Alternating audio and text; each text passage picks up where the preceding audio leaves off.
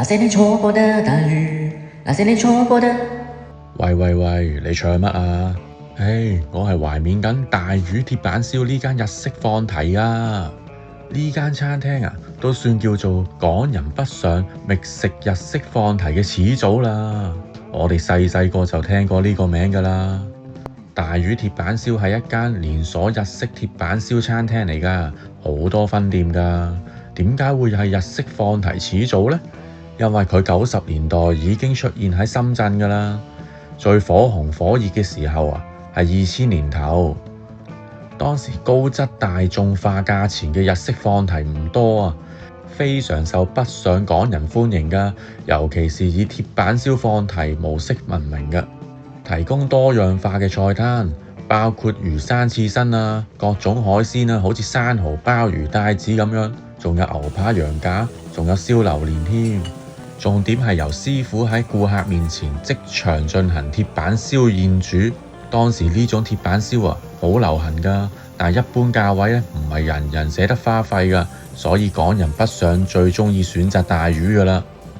貪佢性價比高啊嘛，以大眾化嘅價錢享受到當時潮興嘅鐵板燒體驗，而且提供任飲服務，唔止果汁汽水啊，仲有酒精啊，好似日本啤酒啊、清酒、紅酒等等。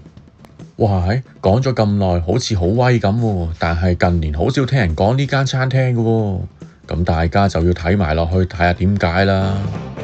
睇片嘅同時，請訂閱、讚好、分享，俾啲支持鼓勵我啊，我會好感激大家㗎，多謝。歡迎嚟到蝙蝠俠的異想世界啊！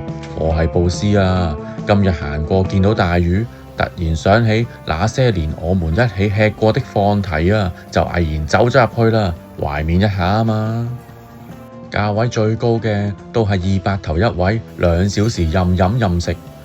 飲品方面呢，汽水、酒精任拎都係普通嘢啦，不過最特別嘅係啤酒呢，同埋紅白酒可以成支咁拎㗎。不過紅白酒就唔係人人飲得晒，通常都係逐杯斟㗎。普通清酒啊、水果小食呢，就喺自助區拎嘅。但係今時今日嘅放題宇宙入邊已經係唔夠吸引㗎啦。大部分分店啊都係每張大台配搭1名鐵板燒師傅㗎，即係人數少嘅話呢，係有需要搭台㗎，意味住師傅呢係唔止招呼你一台客㗎喎。有時啊，仲會同隔離台一次過燒啲唔同嘅食物，交換招呼唔同台數嘅客人嘅。即係你見到你嗰台嘅師傅燒嘅嘢食，可能唔係俾你食㗎，係會拎俾隔離台㗎。唔似得而家好興嘅專人服侍燒烤放題，即係會有專門企喺你附近，專門幫你燒嘢食嘅職員啦。至於點餐方面呢，仲係用緊當年好流行嘅平板電腦落單㗎。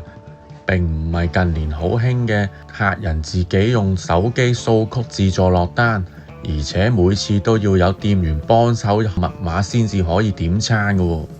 仲要唔係每組食客有一個平板電腦，即係有時會被收走㗎，咁都得。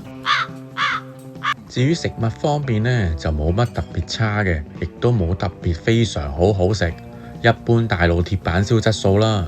我就冇好似其他食客咁肚餓，開頭肚餓點勁多嘢食啊，後繼無力啊。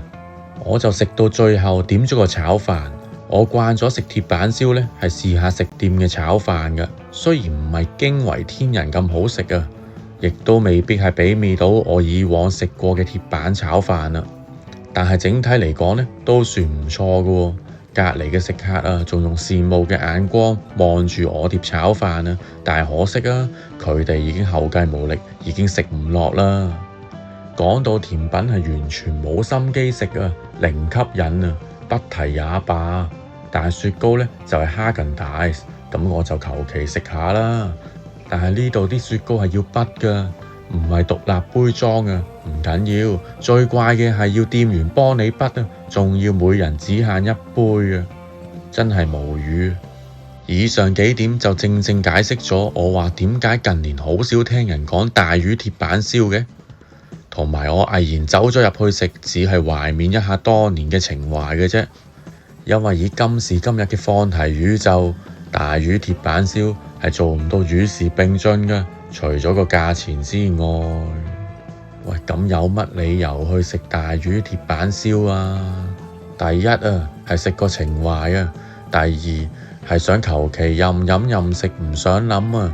質素唔使特別好，價錢唔好特別貴，唔使有特色主題，唔使打卡，唔想排隊，唔使訂台，否則唔使去大魚食㗎喇。一間曾經係當年港人其中一間北上最愛嘅日式鐵板燒放題，連深圳一日遊嘅旅遊書都會介紹嘅放題店，經得起時代步伐，仲可以經營得住喎，但係未能與時並進。如果仲唔穩中求進嘅話，好快就會被社會淘汰㗎喇。香港嘅飲食業啊，一定要借鑑啊！好啦，噏咗咁耐廢話，好多謝大家睇到嚟呢度啊，仲要聽埋我把懶音聲。唔介意嘅話，請俾 like、subscribe、share 支持一下啦。唔鍾意嘅，請下次都俾機會我好厚面皮㗎。好啦，下次睇我會食咩啊？拜拜。